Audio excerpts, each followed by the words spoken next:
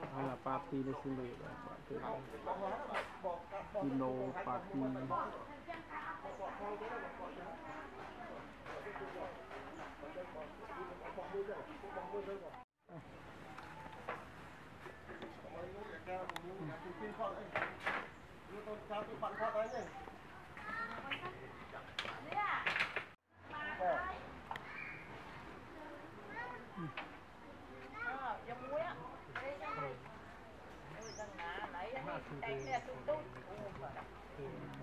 Phan này mà lát được chơi mà lát chơi còn chưa mà làm có phải làm gì không ai họ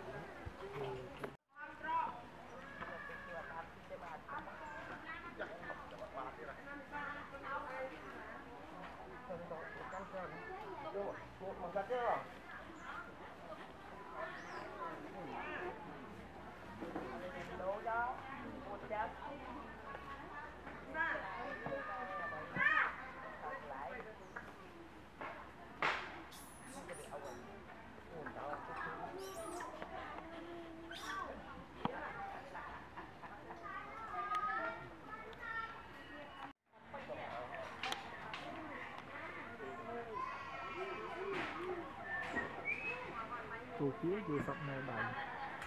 vừa sắp đây hôm ấy là vào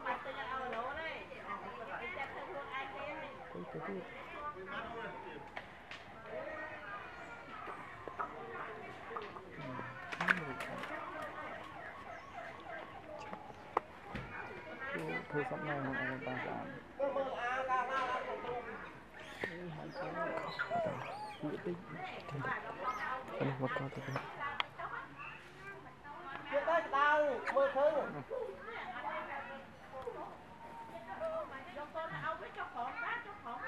đi tới tao không ăn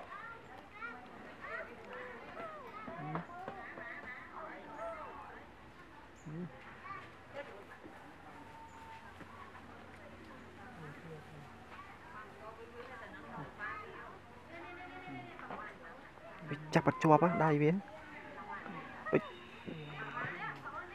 đứt đầy với tôn mới chọn chồng